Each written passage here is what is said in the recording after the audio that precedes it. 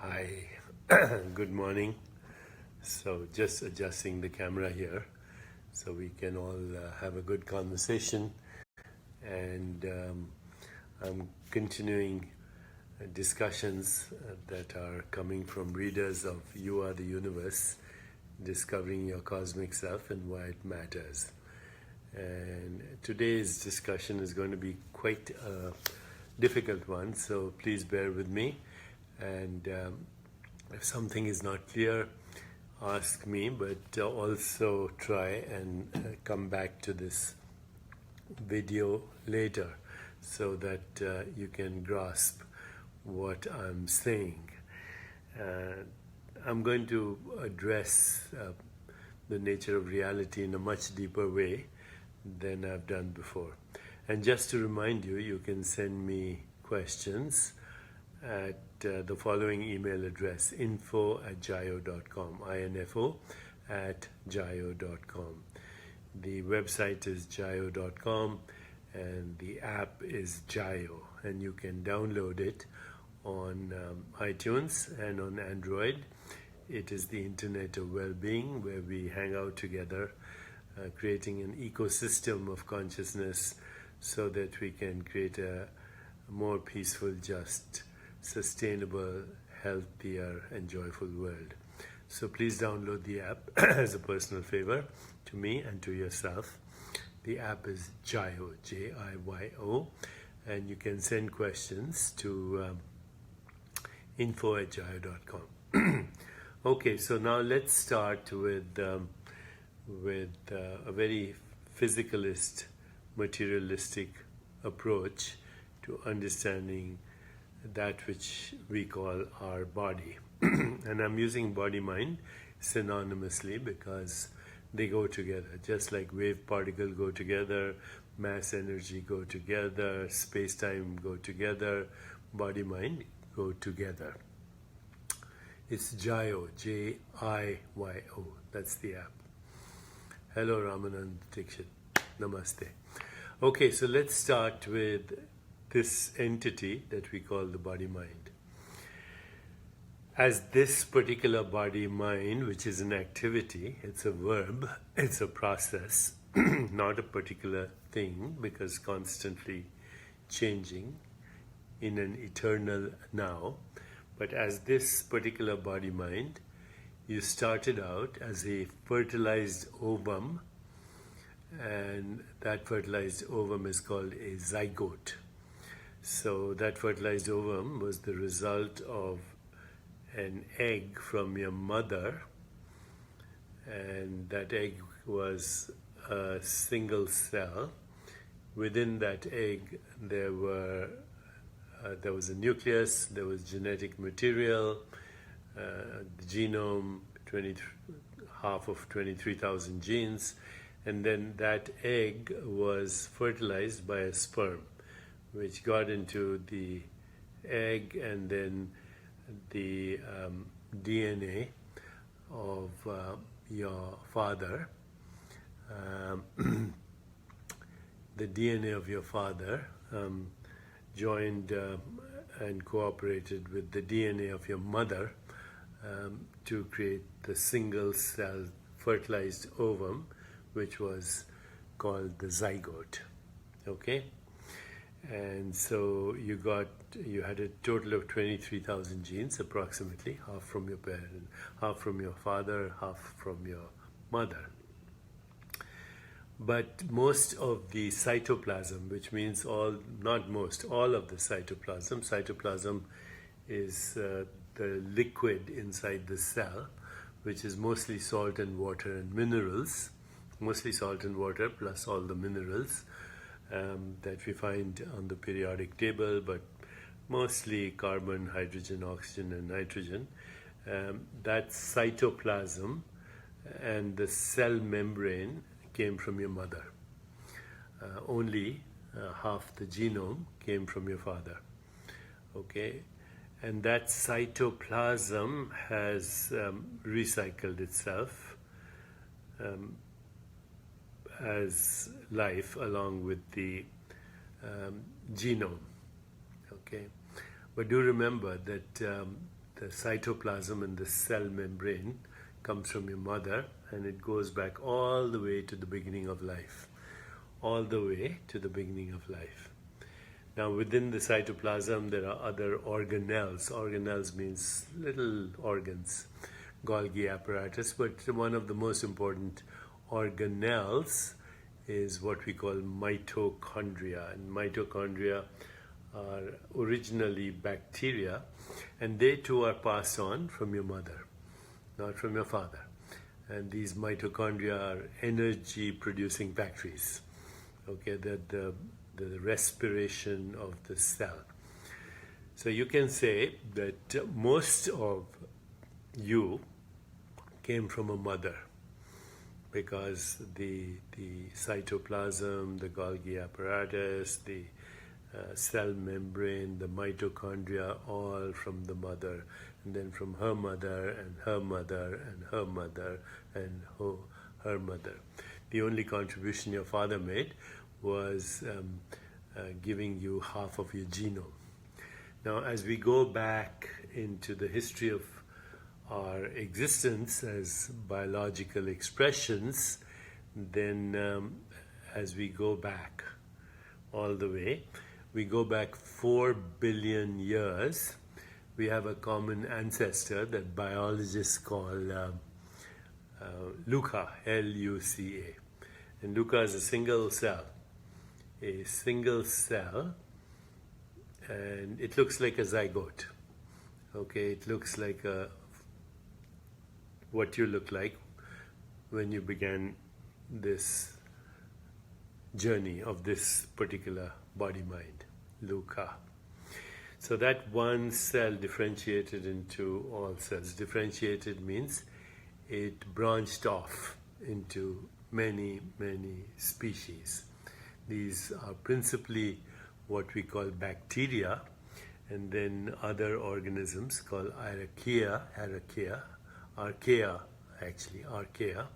and then eukaryocytes. Eukaryocytes are cells that have a nucleus, DNA and genome contained in the nucleus. The nucleus has a cell wall, then there's cytoplasm with mitochondria, and then the cell also has a cell wall. So Luca, L-U-C-A, the original microorganism 4 billion years ago. Some people have also referred to these microorganisms as chemolitho-autotrophic hyperthermophiles. Chemo because they're chemicals, autotrophic, they were reproducing cells, hyperthermophiles because they lived on the rims of volcanoes. Okay, so that one cell differentiated into all the bacteria, ultimately all the plants, and ultimately all the animals, and finally what we can say, humans. Okay, one cell, 4 billion years.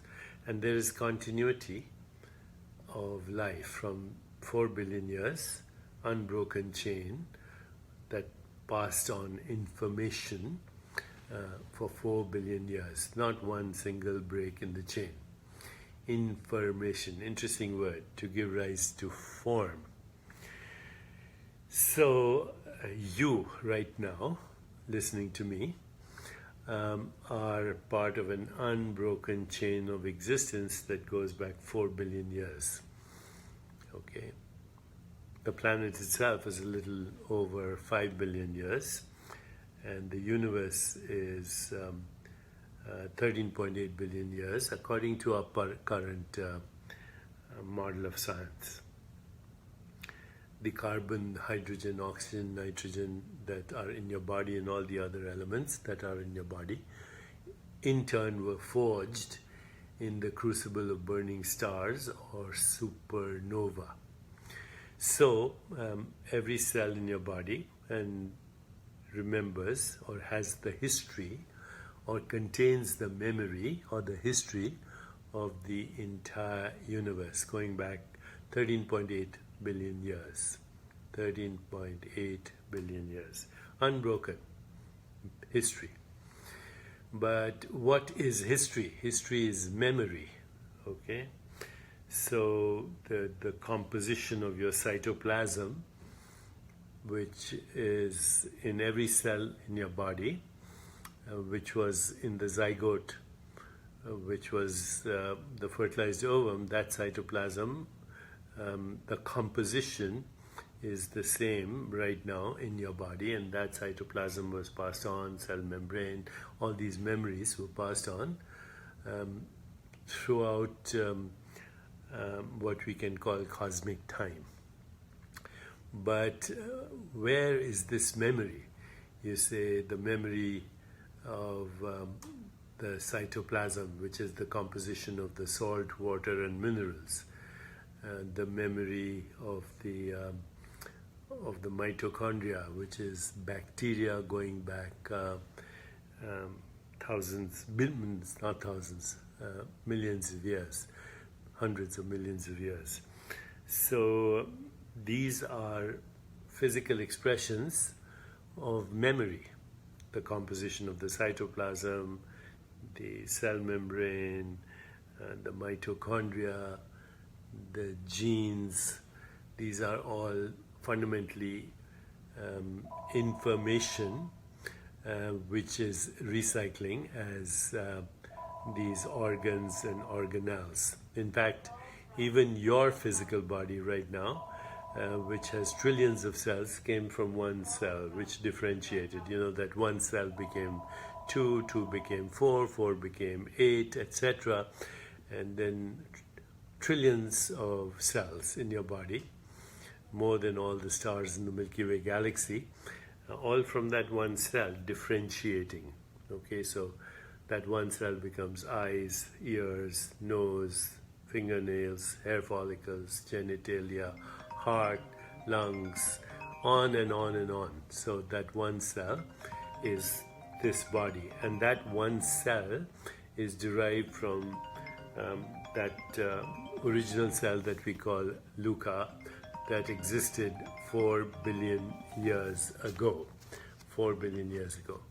So you see, where is this memory? Because what I'm saying to you is this memory is expressing itself as the cells of your body, as the organs of your body, as the tissues of your body, as not only the cells but the organelles, the cell membrane, the cytoplasm, the genetics.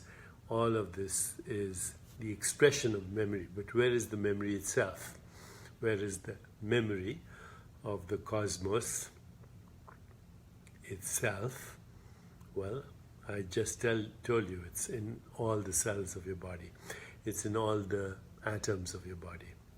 It's in all the molecules of your body. It's in all the tissues and organs of your body. Your body, in fact, is the entire history of the universe right now, listening to this talk, thinking and absorbing this information, and expressing itself as your body-mind. So where is this memory? Is this memory in any material form, or is it immaterial? Or is it immaterial? I'll come to that in 15 seconds.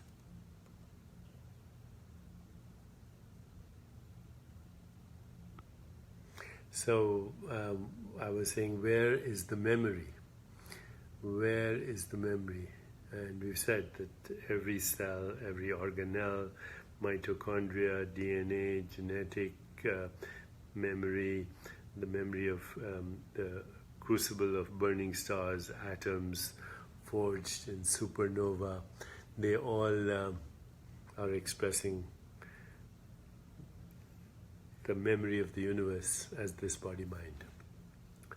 So now, is this memory material or immaterial? Let's look at this simply from a very straightforward, objective point of view. So we say cells, cell membranes, genes, mitochondria, composition of the cell body, cytoplasm.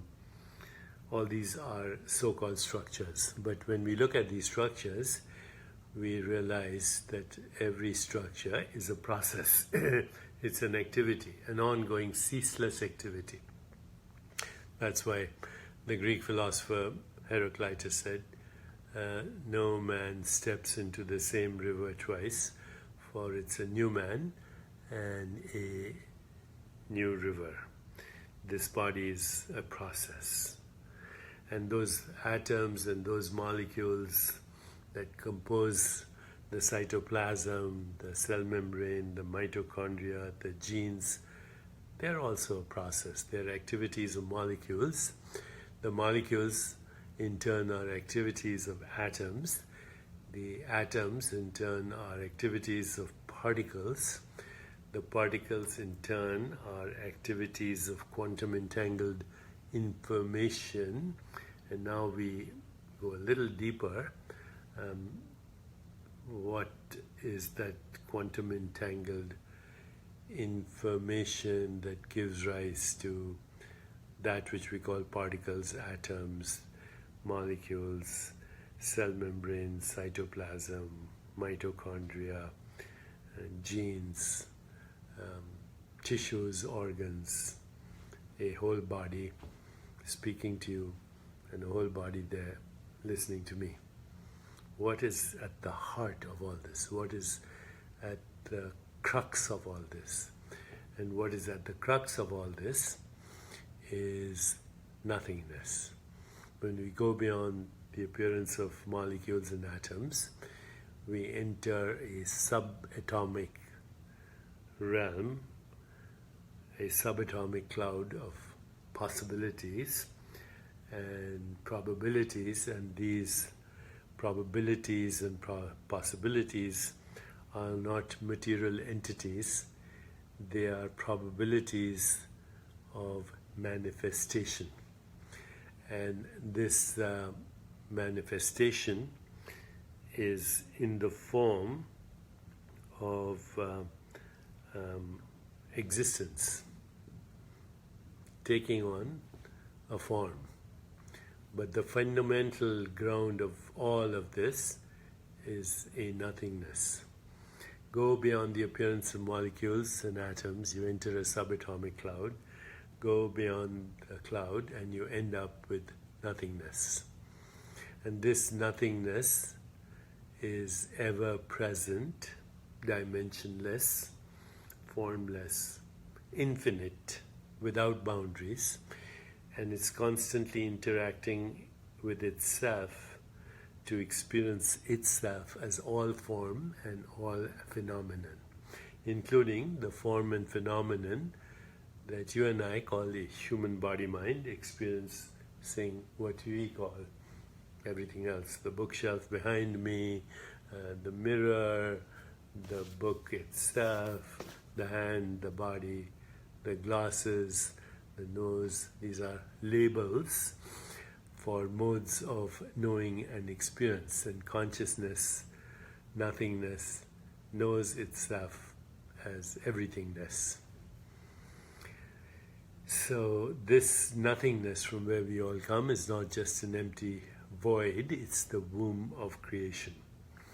And that which we call the universe, which includes our own body-mind, goes to the same place as it goes to create everything that we call manifest existence. A tree, a star, a rock, a microbe, microorganism, the entire phylogenetic tree of appearance and manifestation, all coming from nothingness interacting with itself and experiencing itself as form and phenomena, as subject and object, as lover and beloved, as observer and observed, as seer and scenery.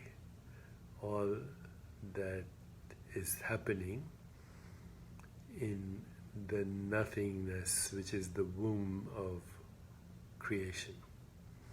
And that nothingness is ever present. It's right here at this moment. And when we transcend to this level of existence, we know ourselves as timeless, eternal beings that are recycling memory. So the memory of prokaryocytes, the memory of bacteria, the memory of what are called archaea, the memory of Luca, the first organism, the memory of chemolytic, lithoautotrophic, hyperthermophiles, plants, rocks, stars, galaxies. All that memory is recycling in the nothingness as all form and phenomena. But it's not only recycling, because in your body, right this moment, are all those species of bacteria. We call that the microbiome. In your body right now are all these thousands of species of genetic information, which is memory. In your body is the cytoplasm that was there in the zygote, but also in the original zygote that we call Luca, and all that memory is here. But it's not only recycling, it's evolving. It's evolving through creative leaps. So who are you? Who am I? You are the infinite being recycling itself as memory, but also through leaps of creative imagination into new form and phenomena. Now, as I say this, I'm also realizing that many physicalists and strict Darwinian biologists or evolutionary biologists will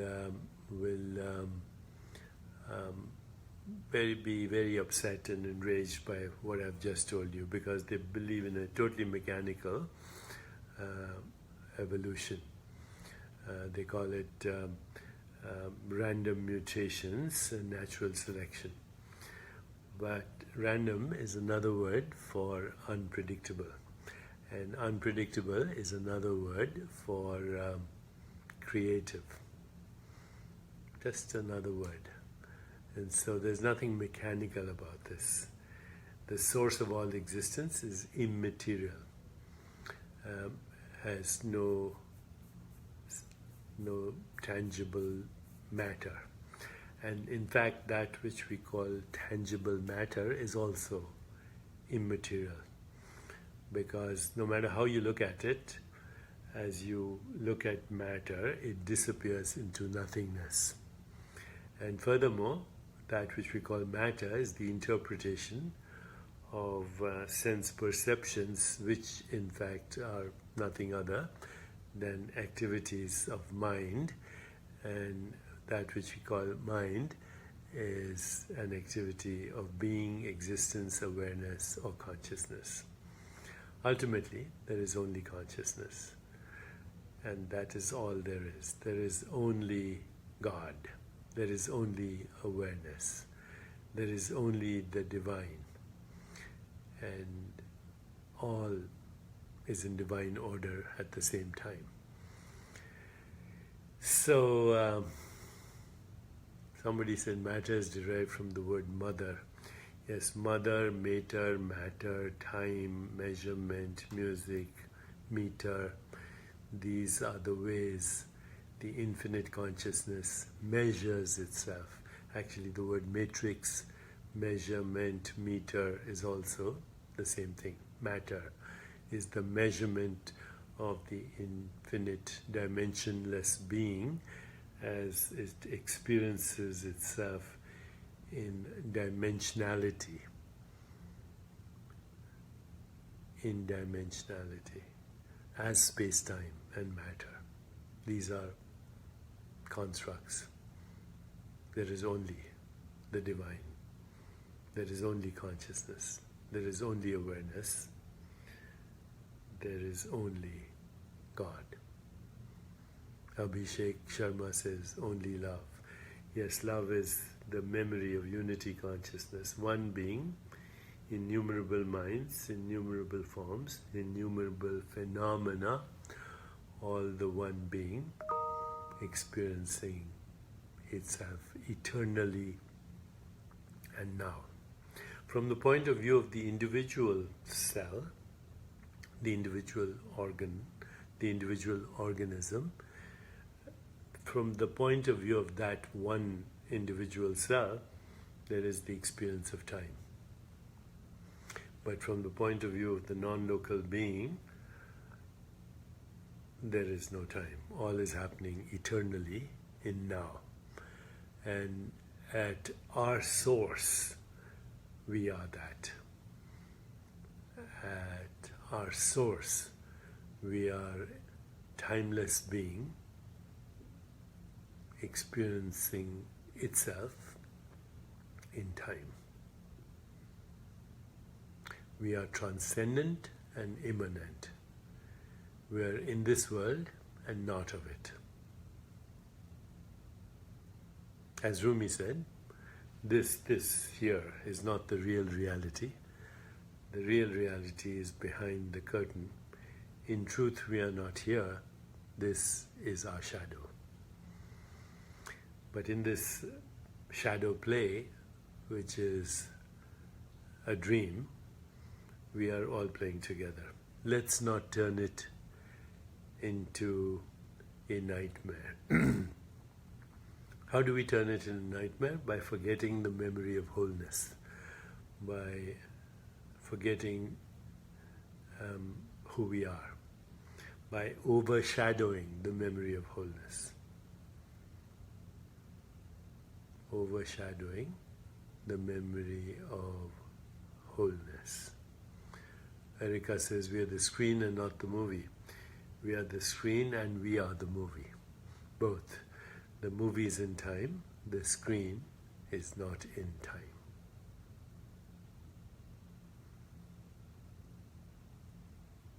The veil. Lift the veil and there is the self. This is the veil. This. That's why the veil had a great historical tradition, because the veil is just masking the beauty of immeasurable, timeless being. Rumi, by God, when you see your beauty, you'll be the idol of yourself. Rumi said that. Rumi also said something very beautiful. I look into your eyes and see the whole universe not yet born. Because eyes are the windows to being, to the soul.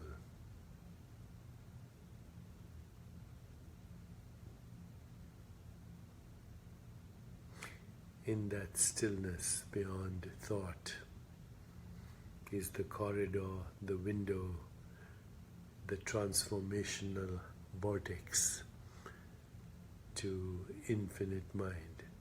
Ramanand Dixit says, as if for the first time. That's actually a beautiful sutra from the Shiva Sutras, where Lord Shiva says to Shakti, the goddess, step out of the river of conditioning and see the world as if for the first time. Step out of the river of conditioning and see the world as if for the first time. Lord Shiva also says in another sutra, meditate on your body as the universe and having the nature of awareness. Meditate on your body as the universe. Patricia Para says there's no death. I was finishing my last thought. Meditate on your body as the universe and having the nature of awareness. And awareness is not subject to death because it was never born.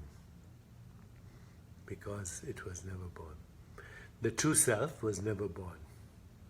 The conditioned self is born and dies in every moment of time.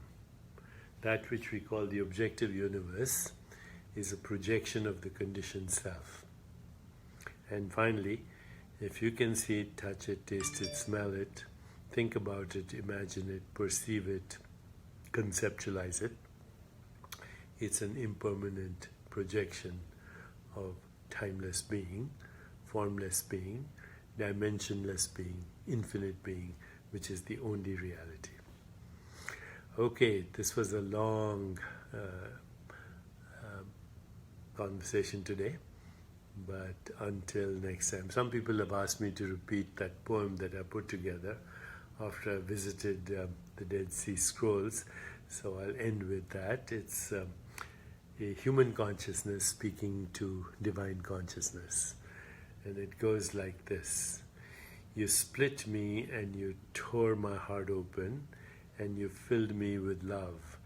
You poured your spirit into mine. I knew you as I know myself. My eyes are radiant with your light. My ears delight in your music. My nostrils are filled with your fragrance, and my face is covered with your dew. You have made me see all things shining. You have made me see all things new. You have granted me perfect ease, and I have become like paradise. That's who we are, the ecstasy of paradise. Thank you, and I'll see you tomorrow.